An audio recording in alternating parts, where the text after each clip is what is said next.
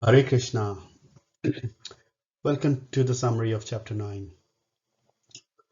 It actually took us 2 weeks to finish this chapter because we had this Easter break. Right, before we start chapter 9, let's look at what happened in the previous chapter. In chapter number 8, Krishna glorifies pure devotees, Ananya Bhaktas.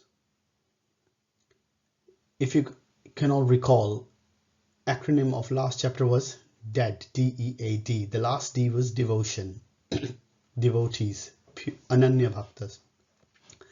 And he said they don't care if they're leaving the body in the dark or if they're leaving the body in light.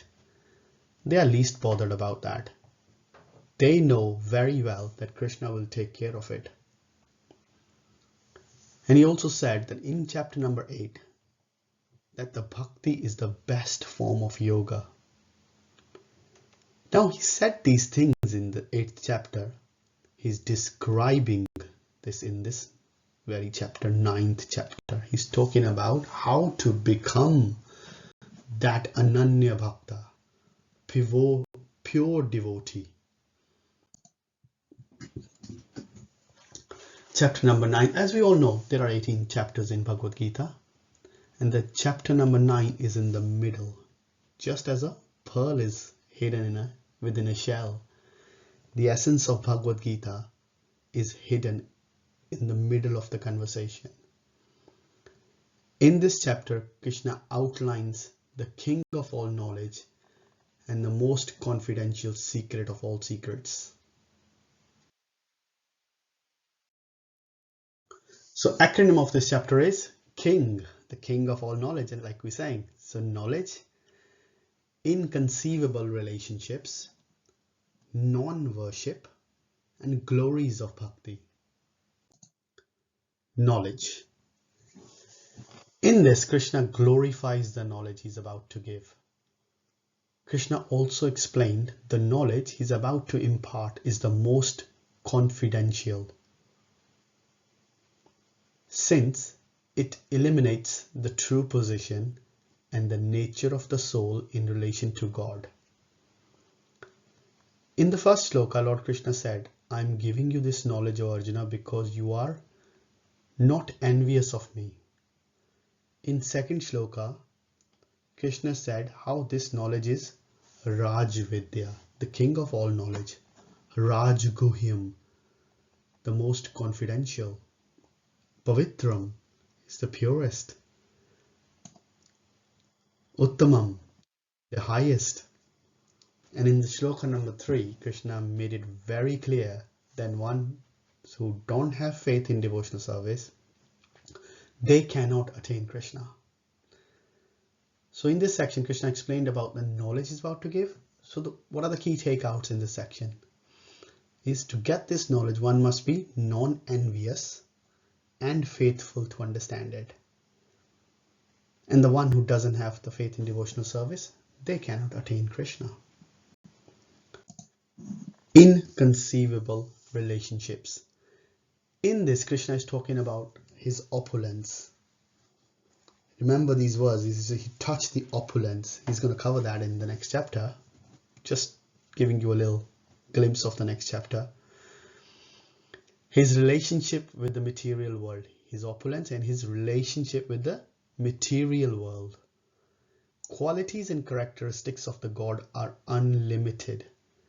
They cannot be contained within any boundaries. And thus God's activities and relationships are deemed inconceivable. Krishna also gave the analogy also here, like a wind is always under the sky and is always detached from the sky. Similarly, this creation is under Krishna, and at the same time he is detached from that. And at the end, Krishna made it very clear, I am the supreme director. Under my supervision, the entire world is working. Not even a blade of grass moves without the sanction of Krishna. Non-worship.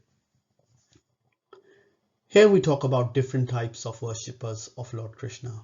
Krishna is explaining the different class of people. Some misunderstands the Supreme and think he's an ordinary person, whereas the other class of people who are pure devotees. My pure devotees are always under my spiritual energy, and other class are illusioned by my illusionary energy. Here Krishna also explains about the demigod worshippers and how these devotees will go to the heavenly planets and enjoy there for a long time. But when their pious credits are over, they have to come back to this world again. In other words, this is all temporary. The enjoyment and the happiness that they will get is temporary. However, if we worship the Lord Himself, we'll go to His abode, which is eternal. Golok Vrindavan. G. Glories of Bhakti. And this is the most important section in this chapter. It talks about the glories of devotional service. Here Krishna is making it very clear how simple is this process of practicing devotional service. What is needed? Love and devotion. Krishna is ready to accept any offerings given by his devotees. Patram Phulam, remember? Here Krishna also explains whatever you do as an offering to me. What will you get if you do this? You will be freed from the bondage of work and the results, which may be auspicious or inauspicious. And this way, your mind will fix on me in renunciation, and you will come back to me and you will get liberated. Krishna is also talking about how he's equal to everyone. But then he also said one thing: I'm equal to everyone, but I'm inclined towards my devotees. So let's take an example. If my father brings me a chocolate, that chocolate is for me. But out of love, if I break one piece from that chocolate and if I offer it to my father, won't my father be happy? He'll be very happy.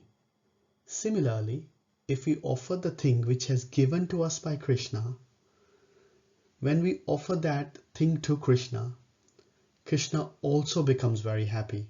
And this is the key to our eternal happiness, because we're trying to connect with the source of our origin. He is the source of everything. There's another wonderful story actually in Ramayana.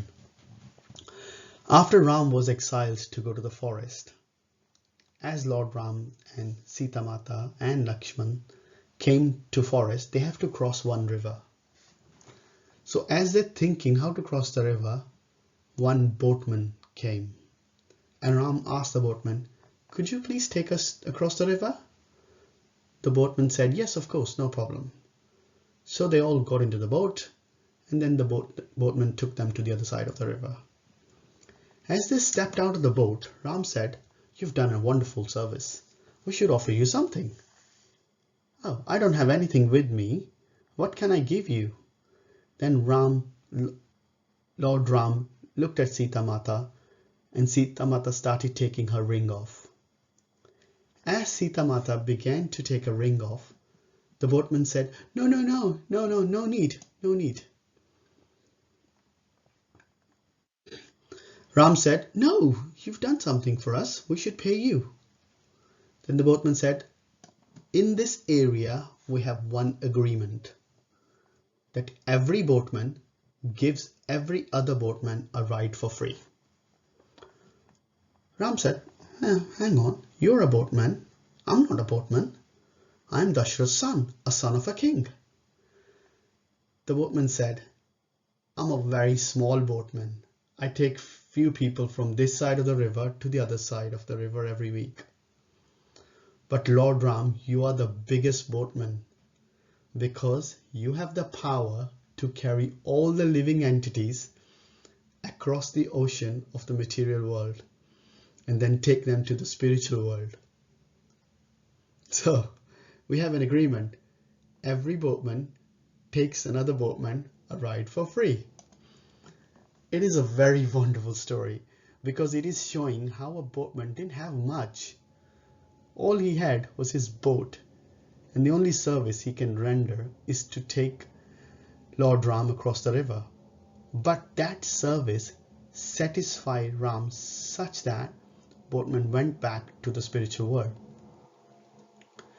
So, in this way, this entire chapter, Krishna has given the essence of devotional service. And by just going through this chapter, and if we can implement this in our day-to-day life, automatically we will become purified.